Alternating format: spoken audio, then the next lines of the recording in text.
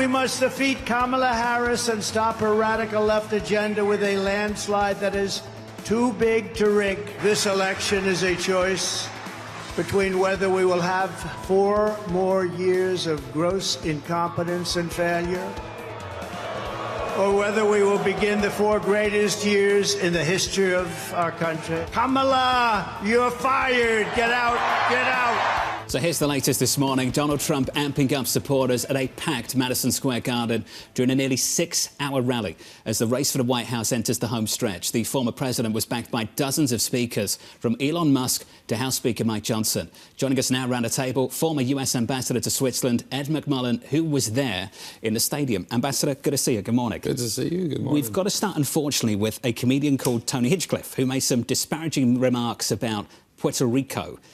How unfortunate is it that this event is being overshadowed by that? And what's your reaction to that this morning? Well, I think that the American people are smart enough to sift through the nonsense. There were probably 30 speakers that spoke, including the president, the vice president, all of whom were focused on the economy and the future of America. And for the media to fixate on one comedian who I never even saw. I was in the motorcade with the president. He got on early. Never even heard him speak, so I don't really know what he said, but I can tell you now what everyone else was saying was right to the point, right to the heart of what Americans truly care about. But, Ambassador, with all due respect, it's not the media, it's the Republican Party. You had Senator Scott of Florida coming out denouncing those comments.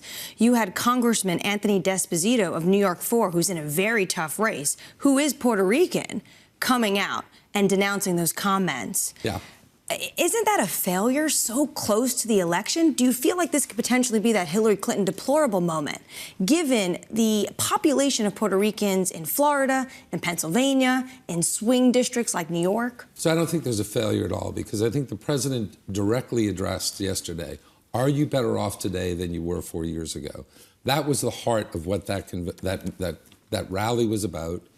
And I can tell you, the American people understand the nonsense. A comedian who makes remarks that were clearly not acceptable remarks, people have denounced them.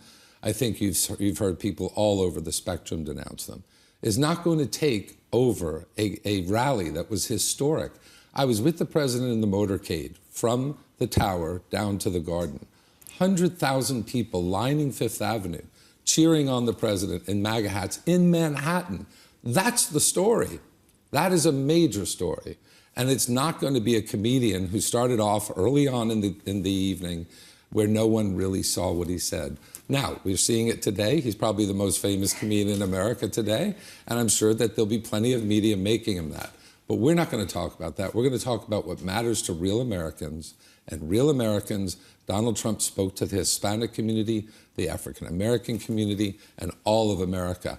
And when I went down on the floor, because I got out of the box and I went down there to see and hear what real people were saying, people from all over New York, all over New Jersey, all over the area in this community, really ready for change, because they're hurting. Their economic well-being has been damaged over the last 4 years, and they're ready for a change. Last night really felt like the RNC Part 2. And even you had the former First Lady give a speech, which she didn't do at the RNC. Do you think he's making his closing pitch too late? That moment, are you better off today than you were 4 years ago? Yeah. Shouldn't that have been the pitch at the debate against Vice President Harris? No, I think the president's made this very clear from the outset. Are you better off today than you were 4 years ago? He started that the first thing he said when he got to the podium. And I think the American people know they're suffering. You get out into the real world. I live in South Carolina. You get out into the countryside. People can't pay $8 for a pound of bacon. They can't pay $50 to go to McDonald's. This is the real world. Donald Trump's speaking about it, addressing it, and he has a plan to deal with this. We've heard nothing from Kamala Harris, nothing. Well, there's, in all due respect, there is a more than 80-page document that is her economic plan, and we have heard about her economic plans, and we've talked about them. So there is a plan that she has and that she's laid out. I don't want to just let this go, though, because there is a question about what that rhetoric does, because it wasn't just that comedian. It was also Tucker Carlson calling Harris Samoan Malaysian and low IQ. There has been an ongoing discussion trying to cascade the other side with certain types of pejoratives. I'm just wondering what tone you think that sets and whether that's an accurate tone to reflect personally, Donald Trump. I think the real focus here is the future of America. And I'm not going to get drawn into a conversation about what other people are saying about other people. It's done on both sides. Donald Trump is called Adolf Hitler. Where's the outrage? Where's the outrage? The outrage is always when a Republican has something to say. Don't agree with what was said by that comedian, but I can tell you this. We're going to focus on the things that Americans care about.